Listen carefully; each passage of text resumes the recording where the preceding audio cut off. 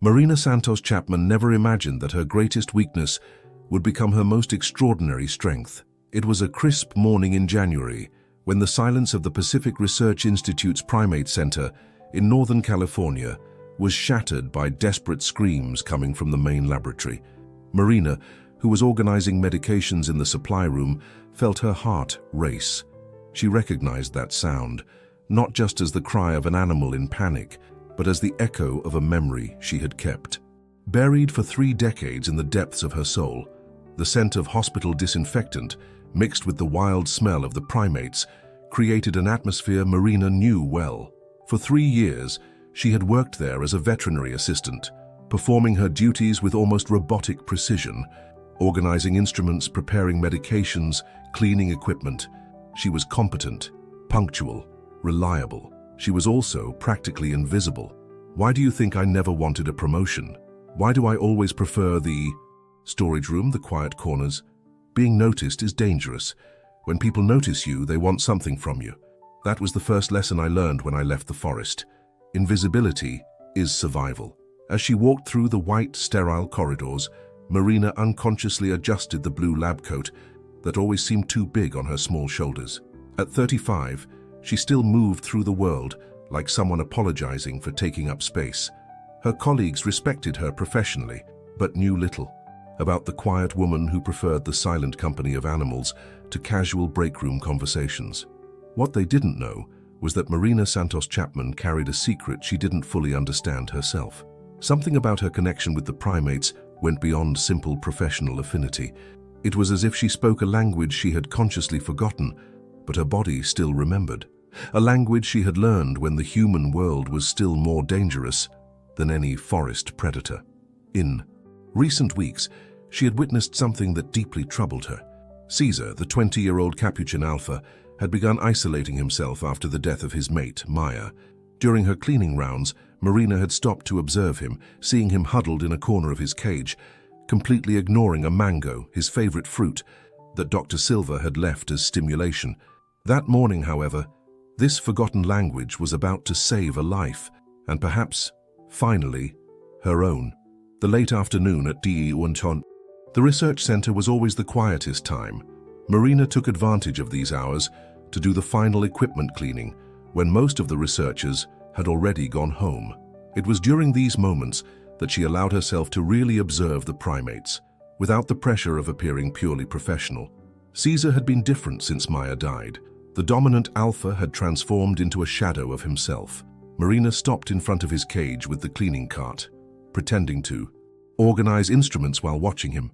The mango had been there for 2 hours untouched. The other fruits Dr. Silva had offered during the past week met the same fate, ignored until they rotted. Caesar remained hunched in the farthest corner, his once alert eyes now dull and distant. Dr. Silva appeared beside her, clipboard in hand, and noted something with a frustrated expression. "He won't last much longer if he keeps this up," he murmured, more to himself. Stubborn creature, Marina felt, a pang of anger and recognition. Stubborn? Caesar wasn't being stubborn. He was lost, broken, trying to survive the loss of the only creature who understood him completely. She knew that pain. When Dr. Silva walked away, Marina moved a little closer to the cage. Without thinking, driven by an instinct she had suppressed for decades, she emitted a very low sound, a soft click with her tongue that she hadn't made in years. It was so low, it almost got lost in the noise of the ventilation system. Caesar lifted his head. For a second, just a second, their eyes met. There was recognition there, a spark of connection that made Marina's heart race. Then, as if remembering that connection was dangerous, Caesar hunched back down. Marina stayed there for a few more minutes, pretending to clean instruments that were already clean, but that moment haunted her for the days that followed. There was something there, something she had lost long ago, and that Caesar was desperately searching for. In the days that followed, Marina had begun to subtly alter her routine to spend more time near Caesar's cage during the quieter moments. She noticed he responded better to her presence when there were no other researchers around, when she moved slowly and kept her voice low. It was a Thursday when the second moment of connection happened. Marina was cleaning the monitoring equipment when she noticed Caesar had moved slightly closer to the bars. Not much, just a few inches, but for an animal that had completely isolated himself, it was significant. She murmured softly while working, not specific words, but rhythmic sounds that came naturally. It was as if her body remembered something her mind had decided to forget. Caesar tilted his head, listening. "Marina?" Dr. Medina's voice made her startle. "Is everything all right?" "Yes, doctor. Just finishing the cleaning." She quickly moved away from the cage, her face flushed with embarrassment. Dr. Medina approached Caesar, observing him with concern. "He seems a bit more alert today. Have you noticed any changes?" Marina hesitated. How could she explain that something inexplicable was happening between her and the primate? Maybe he's getting used to Maya's absence. Let's hope so. Dr. Medina made his notes and walked away, but Marina noticed he observed her with renewed curiosity. That night, at dinner with Carlos and the girls, Marina was quieter than usual. Eleanor, always perceptive at 12, noticed. "Mom, are you okay? You seem distant." Marina looked at her daughter, then at Carlos, who was also watching her with concern. "It's just work, sweetheart. One of the animals isn't well, and I worry." Carlos reached across the table and touched her hand. "You've always cared deeply about animals. It's one of the things I love most about you." If he knew how much she really cared, if he knew that sometimes she felt she understood animals better than people, Marina squeezed his hand back, keeping her thoughts to herself. But the next morning everything changed. The scream echoed through the corridors, more anguished and desperate than any sound Marina had heard Caesar make before. She dropped the box of syringes she was organizing and ran toward the sound, her heart beating in a rhythm she hadn't felt in years. It was Caesar. The 20-year-old capuchin alpha was in his cage, but far from the dominant posture he always displayed. Hunched in a corner, his dark eyes shone with a terror that Marina instantly recognized. Dr. Robert Medina and 2 veterinary residents stood outside the cage, frustrated and worried. "He won't let anyone approach," murmured Dr. Medina, running his hand through his graying hair. "It started 2 hours ago. Altered vital signs, labored breathing. We need to sedate him, but every time we get close..." Another scream from Caesar cut through his words, a sound that seemed to tear through the air and Marina's heart simultaneously. She watched the scene and, for a moment, found herself transported to a place she tried to forget 30 years ago. Not the forest. That had been her salvation. But what came after? The feeling of being lost, misunderstood, desperate for connection in a world where being seen meant being exploited. Caesar had lost his mate Maya 3 months ago.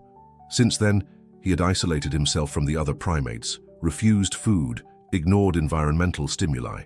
Marina had silently observed his depression grow, recognizing in him something she herself had felt many times before meeting Carlos, the loneliness of someone who had lost their family and no longer knew where they belonged.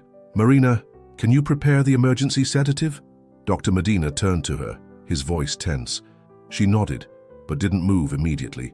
Her eyes remained fixed on Caesar, who was now frantically rocking, scratching his own back until it bled. It was like looking into a mirror of the past, the version of herself who had been rescued from the forest at 9 years old, wild and broken, only to discover that the civilized world harbored much worse predators. "Doctor," she said softly, her voice almost a whisper, Could I try approaching first?" Dr. Silva, the younger resident, raised his eyebrows. "Marina, with all due respect, you're an assistant. This requires veterinary protocol. He already attacked Dr. Ferreira when..." "Please." The word came out with an urgency that Marina herself didn't expect. "Just a few minutes." He's like I once was." The phrase echoed in the laboratory's silence. Dr. Medina looked at her, surprised. Marina never volunteered for direct procedures with the animals. She maintained a careful professional distance, performing only technical and administrative tasks. But there was something in her voice, a quiet conviction that made him hesitate. 5 minutes, he agreed, ignoring Dr. Silva's skeptical look. But at the first sign of aggression, Marina was already approaching the cage, removing her lab coat and staying in just the simple t-shirt she wore underneath. She moved slowly, each step calculated, avoiding direct eye contact that Caesar might interpret as a threat. And then, for the first time in decades, Marina allowed a buried memory to surface. Not the traumatic memory of what happened after, but something deeper, the memory of how she had learned to communicate when human words were still strange on her tongue, when the only family she knew spoke in whispers. And touches. She crouched a meter from the cage, closed her eyes, and allowed herself to go home. The sound that came from Marina's throat was not human. It was low, guttural, a rhythmic whisper that seemed to come from some primitive place in her chest. A sound she hadn't made in more than 20 years, since before meeting Carlos, since before learning she could be loved as a human being, if she hid, well enough, who she really was. Caesar stopped rocking instantly. Dr. Medina and the residents were paralyzed, watching something that defied all their scientific training. Dr. Silva opened his mouth to speak, but Medina raised his hand, asking for silence. Marina continued with her eyes closed, emitting those soft, rhythmic sounds, like a lullaby in a language that wasn't found in any primatology manual. The rough, small touch transported her instantly. She was 5 years old again, back in the forest. The smell of moist earth and decomposing leaves enveloped her senses. The distant sound of running water mixed with the morning bird songs created a symphony that had been her soundtrack for years. She remembered Kiko, the older capuchin, with a tuft of white hair over his left eye that made him look wise and paternal. On that first terrible day, when she had awakened alone and frightened at the foot of a giant tree, Kiko had appeared. He didn't approach immediately. Instead, he stayed at a safe distance, watching her with his dark, intelligent eyes. She was crying, silent, tears of a child who didn't understand where she was or how she had gotten there. Kiko tilted his head, emitting a low, guttural sound that wasn't threatening, but questioning. It was as if he were asking, "Who are you? What are you doing here?"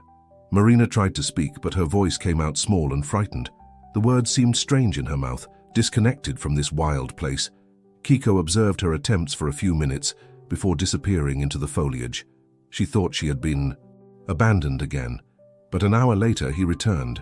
He carried a purple, sticky fruit that Marina had never seen before. Kiko didn't hand it over directly. Instead, he dropped it at her feet and moved back a few meters, staying crouched, watching. Marina looked at the fruit, then at him. She was hungry, a hunger that hurt in her stomach and made her hands tremble. But there was something in Kiko's posture that made her hesitate. He wasn't just offering food, he was offering a first lesson. She picked up the fruit slowly, her eyes never leaving his. When she brought it to her mouth and tasted the sweet, strange flavor, Kiko made a sound of approval. The same low, rhythmic sound that Marina now reproduced decades later for Caesar. It wasn't a gift. It was the beginning of an education. It was family being offered under conditions she would have to learn to understand. Caesar slowly approached the bars, his eyes, previously wild with terror, now focused entirely on Marina. She opened her eyes and found him there, inches away, breathing more calmly. Very slowly, Marina extended her hand toward the bars. Caesar watched her for an eternal moment before delicately touching her fingers with his own. The touch was brief, but loaded with communication that transcended species. Marina felt tears streaming down her face. For the first time in years, she felt understood at a level that went beyond words. "How did you?" Dr. Medina whispered, but Marina raised her free hand, asking for silence. She maintained eye contact with Caesar, continuing with the soft vocalizations. Gradually, she included more complex sounds, brief clicks with her tongue, short puffs, small whistles. Caesar responded with his own sounds, calmer now, almost conversational. "This is impossible," Dr. Silva murmured. "There's no scientific basis for interspecies communication of this nature. It's anecdotal." Marina heard, but didn't stop. For 30 years, she had suppressed this part of herself, believing that to belong to the human world, she needed to completely forget the language that had once kept her alive. But Caesar was responding. He was calming down. He was being helped. The memory came in waves, transporting her again. Weeks after the first encounter with Kiko, when she had already learned to follow the troop at a respectful distance, watching and imitating their movements. There were complex hierarchies she had to understand. Who ate first, who slept where, how to ask for help without seeming threatening. But it was Mira, a young female with cinnamon-colored fur, who really taught her to speak. Mira had lost her own offspring to a predator weeks before Marina appeared. Perhaps because of this, She was the first to show true compassion for the lost child. One afternoon, when Marina was trying to reach a fruit that was too high, Mira approached. Instead of getting the fruit for her, Mira showed her how to ask for help in the troop's language. She emitted a series of soft clicks, followed by a specific gesture with her hands, and then looked at Marina expectantly. Marina tried to imitate the sounds. They were clumsy at first, too high-pitched, too human. Mira shook her head and repeated, slower this time. Marina tried again, this time allowing the sounds to come from a deeper place in her throat, closer to instinct than words. When she finally managed to reproduce the sequence correctly, Mira clapped silently and got the fruit for her. It wasn't just a gesture of help. It was recognition. It was acceptance. It was the moment when Marina stopped being a tolerated intruder and became part of the family. Marina, Dr. Medina approached cautiously. Where did you learn this? She looked at him briefly, then at Dr. Silva, whose skepticism was almost palpable, then returned her attention to Caesar. He was now calm enough to accept approach, his vital signs stabilizing on the monitor. Marina continued talking with Caesar for a few more minutes, gradually diminishing the vocalizations until he lay down comfortably on his straw bed. Only then did she move away from the bars and turn to face the looks, one fascinated, the other clearly skeptical. She began, then stopped. Her fingers trembled slightly as she picked up her cell phone. I need to call Carlos. He'll want to know that I used our secret language. Dr. Silva crossed his arms. Marina, with all due respect, what we just witnessed, although impressive, doesn't constitute scientific evidence. We can't create protocols based on instinct. Marina interrupted softly, a new strength in her voice. Dr. Silva, Caesar was dying of despair. Now he's alive and calm. If that's not enough evidence that something worked, then maybe our definition of science needs to be expanded. Dr. Silva's evaluative look made her recoil inside. It was the same kind of look she had seen in the men who found her in the forest so many years ago. The memory didn't come in images, but in sensations. The smell of cigarettes and cheap perfume mixed with her own fear, the sound of a car door locking, the feeling of rough fabric on her face. The only thing that kept her sane during those moments was silence, the ability to become so small and quiet that she almost disappeared. Invisibility was survival. But maybe, just maybe, it was time to stop hiding. Dr. Medina watched the exchange with growing interest. Marina, can you explain to us exactly what just happened? She looked at Caesar, who was now dozing peacefully, then at the two veterinarians. For 30 years she had kept her story, telling only edited versions even to Carlos. But maybe it was time to stop hiding. Maybe it was time to trust that her complete truth could be accepted. Doctor, she said, her voice gaining firmness, what I'm going to tell you will sound impossible, but Caesar was desperate, lost, like I once was. And sometimes to help someone who's lost, we need to use a language that goes beyond what we learn in books. She took a deep breath, remembering the words Carlos always said, even when she knew he sometimes doubted. Your story isn't a reason for shame, Marina. It's proof that you're stronger than you imagine. But was it really? Would it be strong enough to tell the whole truth? When I was 4 years old, Marina began, I was kidnapped, not in the city, in Colombia, where I was born. 2 men took me from my backyard and abandoned me in the forest. Dr. Silva frowned, clearly preparing to interrupt, but Dr. Medina silenced him with a look. I spent 5 years there, not alone, with a family of capuchins who found me and adopted me, so to speak. Marina sat in a nearby chair, the weight of 3 decades of silence pressing on her shoulders. They taught me to survive, to find food, water, shelter, to communicate. Marina, Dr. Silva interrupted respectfully, this sounds like, well, like fantasy. Feral children are extremely rare, and prolonged survival in the jungle without human intervention is impossible, she completed, a bitter smile curving her lips. Dr. Silva, at 9 years old when they found me, I barely spoke Spanish. I ate with my hands, slept in trees when possible, was afraid of closed roofs, and I communicated more with sounds and gestures than with words. Dr. Medina leaned forward. Who found you? Marina hesitated. This was the part she had never told completely, not even to Carlos. Hunters. They found me and... She stopped, the words refusing to come out. Memories she had locked away for decades began to leak, rough hands dragging her, harsh voices negotiating, dark places where being small and invisible was the only protection. The forest had been safe. It was the humans who were dangerous. And they took you back to your family? Dr. Medina asked gently. No. The word came out stronger than expected. My biological family, I never found them again. The hunters. She swallowed. Hard. Let's just say I quickly discovered that the most dangerous predators don't have claws. The silence in the laboratory was absolute. Dr. Silva had lost all his skeptical posture, his eyes now filled with something between horror and understanding. It took years until I found people who really wanted to help me, Marina continued, her voice lower now.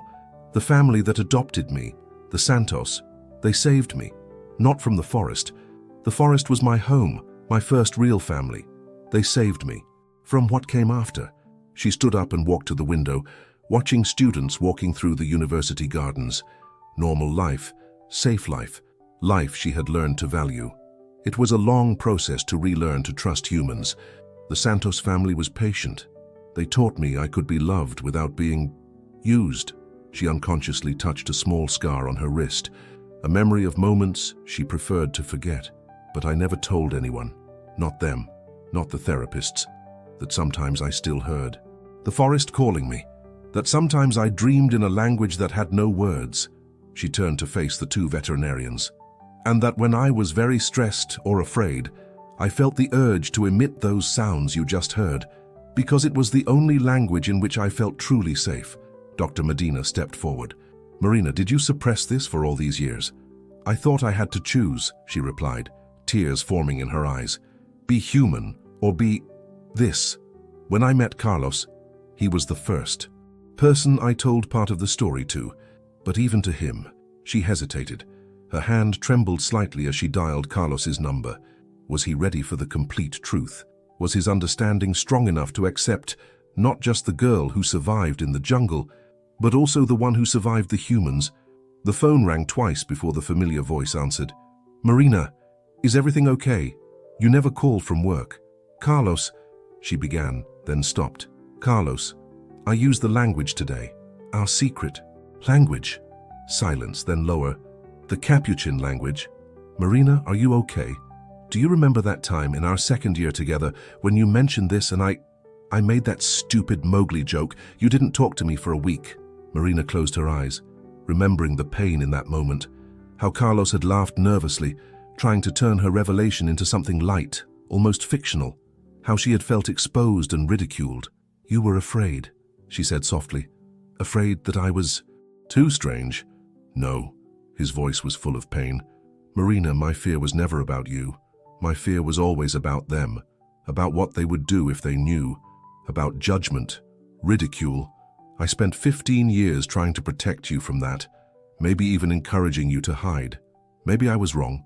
Dr. Medina gestured, asking to speak with Carlos.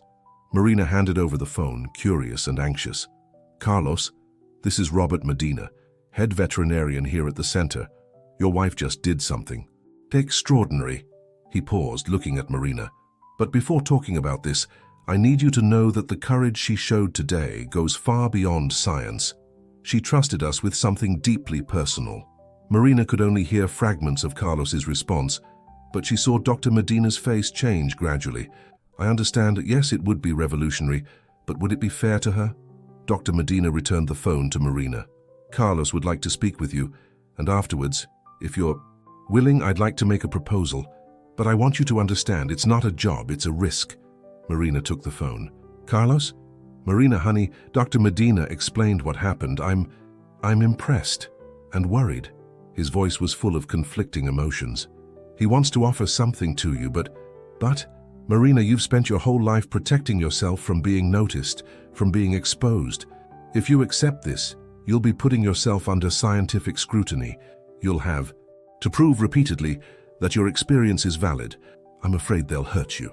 Marina looked at Dr. Silva, who now watched her with a mixture of fascination and scientific skepticism, at Dr. Medina, whose eyes shone with research possibilities, at Caesar, who slept peacefully thanks to something she had done. "Carlos," she said softly, "my whole life has been a risk. Surviving in the forest was a risk. Trusting the Santos was a risk. Loving you was a risk. Having the girls was a risk." She took a deep breath. "Maybe it's time to risk being seen for who I really am." Dr. Medina waited for her to hang up before speaking. "Marina, I can't simply create a position out of nothing. The board would crucify me, and Dr. Silva is right about scientific protocols." Dr. Silva nodded, still seeming conflicted between skepticism and curiosity. "But," Medina continued, "I can fight for emergency funding for a 3-month pilot interspecies communication project. You would be the lead consultant, but we'd have to document everything, create rigorous scientific methodology, and present quantifiable results." Dr. Silva approached. "Marina, with all due respect, this would mean that every interaction you have with the animals would be filmed, analyzed, questioned. You'd have to prove repeatedly that your techniques work. It would be intense." Marina looked at him directly. "Dr. Silva, can I ask why you're so skeptical?" He hesitated. Because if it's real, this changes everything I think I know about animal communication, and changes like that are uncomfortable." "I understand," Marina nodded. "You want evidence, data, reproducibility." She looked at Caesar. "I want that too, because if this is real, and I believe it is, other animals like Caesar could be helped." Dr. Medina smiled. "So you accept the terms? 3 months to prove the concept, with rigorous scientific protocol, no guarantees of permanent position?" Marina thought about Carlos, about Elena and Sofia, about the quiet, safe life she had built. Then she thought about Caesar, about other animals that might be suffering in silence, about a part of herself she had denied for decades. "I accept," she said, "but with one condition." "What?" "When this becomes public, and it will, right? I want my complete story to be told, not a romanticized version. The truth, about the forest, about what came after, about how I learned that there are many types of family and love." She looked at both doctors. "If I'm going to expose myself, let it be completely. Someone needs to know that it's possible to survive the impossible and still choose kindness." Dr. Silva extended his hand. "Marina, if we can prove your techniques work, you won't just have a job. You'll have revolutionized our understanding of interspecies communication." Marina shook his hand, then Dr. Medina's. "Doctors, for years I tried to forget where I came from. Maybe it's time to use where I came from to help others get to where they need to be." She picked up the phone again to call Carlos. This time her voice was firm. "Carlos, I'm accepting. We're going to do this together, as a family, like we always have." His laughter from the other end of the line was mixed with tears. "Marina, I'm proud of you. I always have been, but today I'm proud of you for finally choosing to shine instead of hide." Marina looked around the laboratory that suddenly seemed less clinical and more full of possibilities. "Carlos, can you pick up the girls from school early today? I think it's time to tell them about the mother they really have." The observation room was equipped with 3 high-definition cameras positioned at different angles, 2 directional microphones, and a heart monitor connected to Marina to record her physiological responses during communication attempts. Dr. Silva had insisted on a rigorous protocol. Every session would be documented, every sound analyzed, every interaction measured. Marina was nervous in a way she hadn't felt in years. Being watched, analyzed, evaluated, all of this awakened flight instincts she had learned to control. "Let's start with Leah," said Dr. Medina, indicating a younger female capuchin who had arrived at the center a few weeks before. "She's more skittish than Caesar, but if your techniques work, they should work with any primate," Dr. Silva completed, his words loaded with scientific skepticism he tried to disguise as professionalism. Marina approached Leah's cage, very conscious of the cameras recording every movement. The female was huddled in the farthest corner, her large eyes fixed on Marina with a mixture of curiosity and fear. Marina took a deep breath and began with the same sounds that had calmed Caesar. The soft clicks, the guttural whispers, the low whistles that came from somewhere deep in her memory. Leah ignored her completely. Marina tried again, this time varying the tone, making the sounds higher, closer to what a young female might emit. Leah turned her back to her, clearly uninterested. 15 minutes passed. 20. Half an hour. Leah showed no sign of response. Dr. Silva was taking notes on his clipboard, and Marina could feel the weight of each note like a small defeat. "Maybe that's enough for today," Dr. Medina said gently. Marina moved away from the cage, her face flushed with embarrassment and frustration. I don't understand. With Caesar it worked. Maybe with Caesar it was coincidence," Dr. Silva suggested, not maliciously, but with the coldness of scientific logic. "Or maybe he was simply ready to calm down, regardless of your intervention." The words hit Marina like a punch to the stomach. Maybe he was right. Maybe she had deluded herself, misinterpreted what had happened with Caesar. Maybe her special ability was just wishful thinking.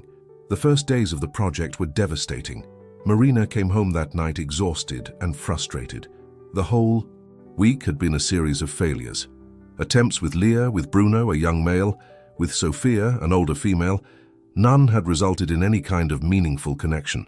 Carlos was in the kitchen preparing dinner, and the girls were doing homework at the living room table. It was a perfect, normal, safe domestic scene. For a moment, Marina just wanted to melt into that normalcy and forget the entire project. "How was today?" Carlos asked, noticing her expression. "Horrible." Marina let herself fall into a chair. "Another week of nothing. Dr. Silva is starting to think I'm a fraud, and he might be right." Carlos approached and put his hands on her shoulders. "Marina, you're not a fraud. What you did with Caesar was real. I saw the change in you after that day. What if it was just luck? What if Caesar was ready to calm down on his own, and I was just in the right place at the right time?" Marina felt tears of frustration burning her eyes. "They're filming me, Carlos, analyzing every sound I make, waiting for me to fail." "Hey," Carlos crouched beside her, taking her hands. "You always knew it would be difficult.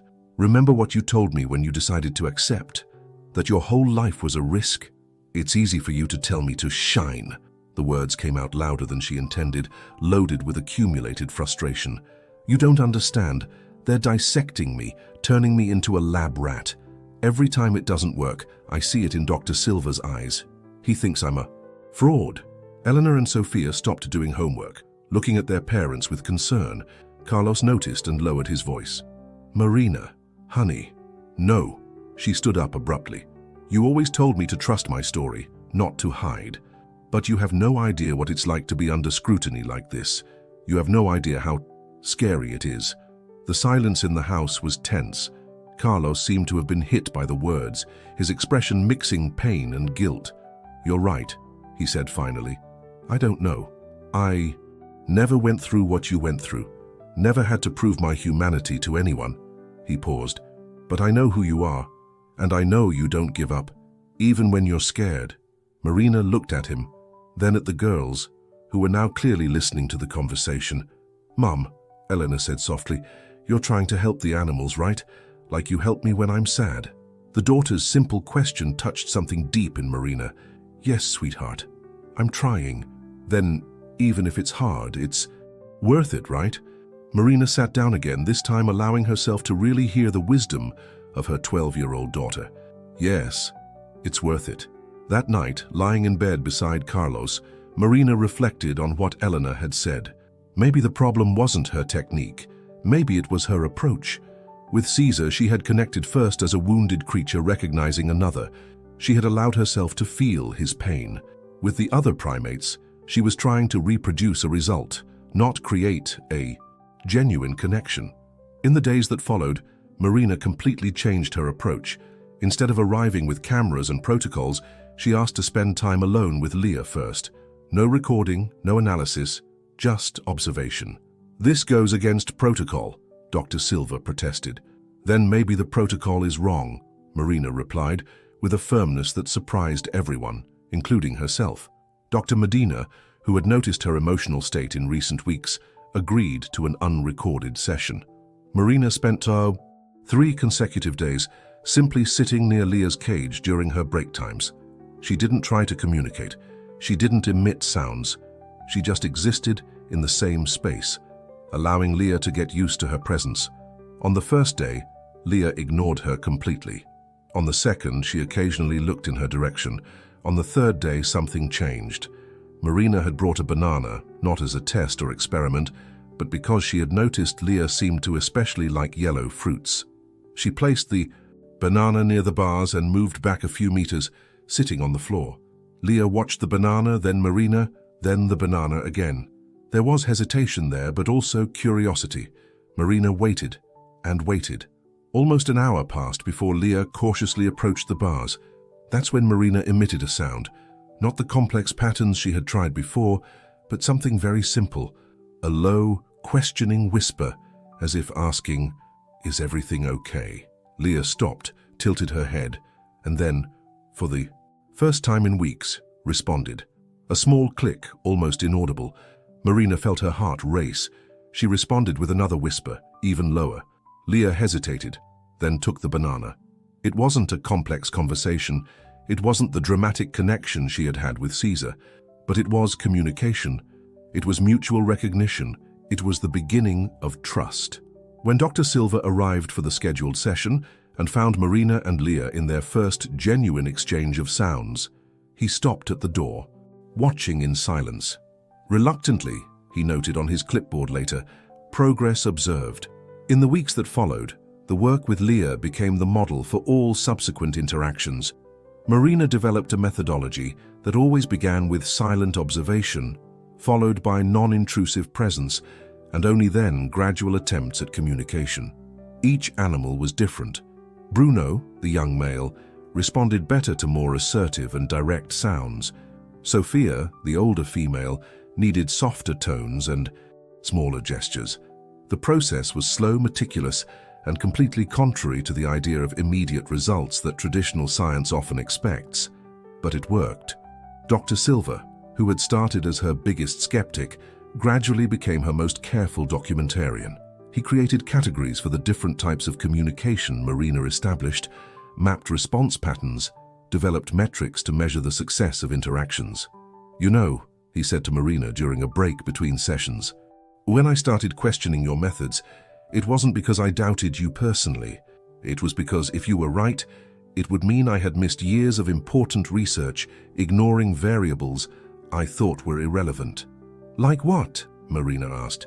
"Like the importance of emotional timing, like the need to establish trust before communication, like the fact that maybe our traditional scientific approach is too impersonal to really understand these animals." He paused. "You're teaching me as much as you're helping the primates." Months later, Dr. Medina secured an extension for the project. The preliminary results were impressive enough to attract attention from researchers at other institutions. Marina had established functional communication with 6 of the 8 primates in the center. 2 of them, Caesar and Leah, now responded to her so consistently that other veterinarians began asking for her help with medical procedures that required the animals to stay calm. "Marina," Dr. Medina said one afternoon, "I need to tell you something.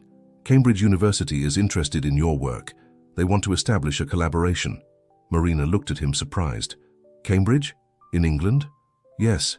They have an animal communication program that could benefit enormously from your insights." He paused. "It would be an incredible opportunity for you." Marina felt a mixture of pride and anxiety. International recognition was something she had never imagined, but it also meant more.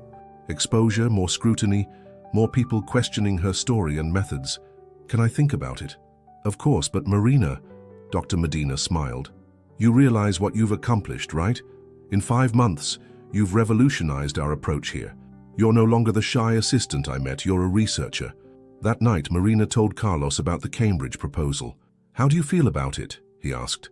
"Scared," she admitted, "but also excited. I never imagined that something I learned to survive could help other people better understand animals." "And the girls?" Marina smiled. "Elena already said she wants to visit me at Cambridge. Sophia asked if they'll have monkeys there too." Carlos laughed. "Then we'll support whatever decision you make." Like always. Marina looked out the kitchen window, where she could see the city lights turning on. For so long she had hidden in those lights, gotten lost in the crowd, chosen invisibility as protection.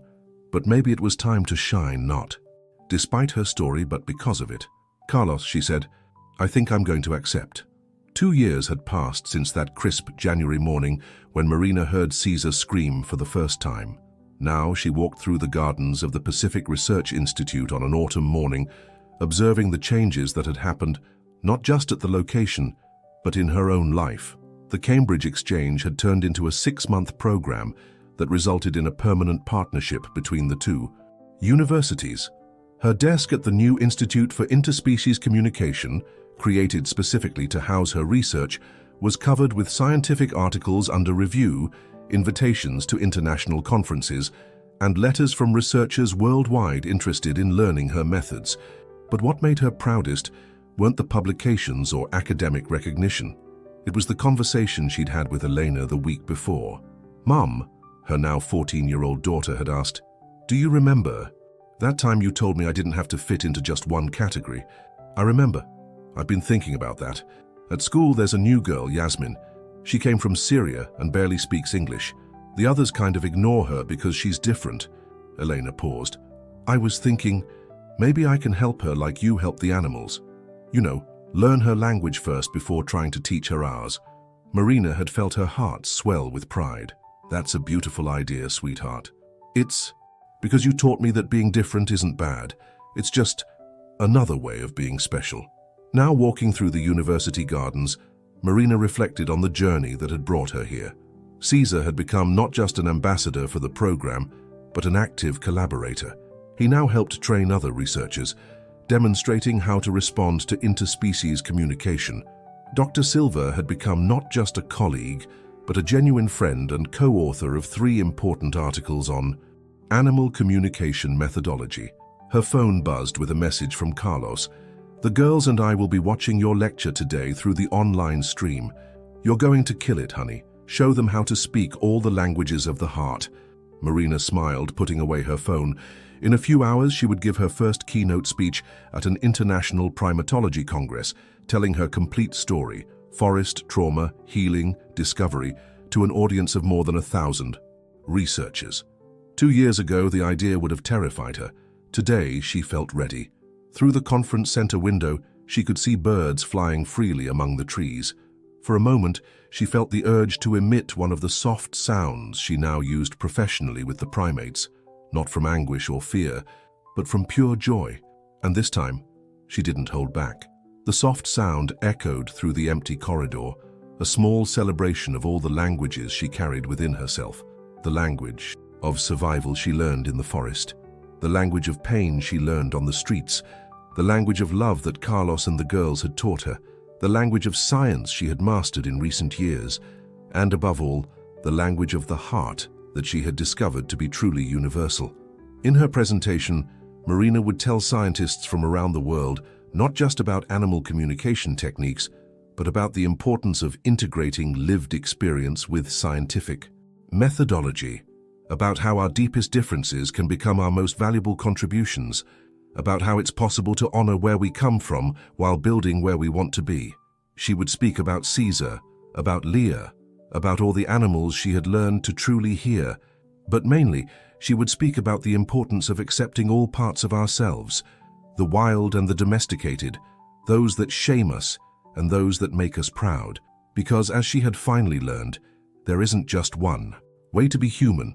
There's each person's way, with all our languages, all our loves, all our unique ways of connecting with the world. And sometimes our greatest weakness is actually our most extraordinary strength, waiting patiently for us to find enough courage to let it shine.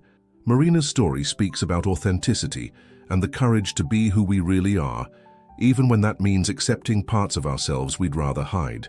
And this leads us to a question. How many people like Marina do you know? People who carry incredible stories in silence, who transformed difficult experiences into strength, who developed unique languages to connect with the world. Leave a comment and tell us about someone who inspires you with their courage to be authentic. It's a powerful way to honor these extraordinary people we encounter in our lives. If you enjoyed this story, please leave your like, as it helps the channel grow immensely. And if you want to continue being inspired, don't miss the upcoming videos, where we tell more stories about people who transform their differences into superpowers.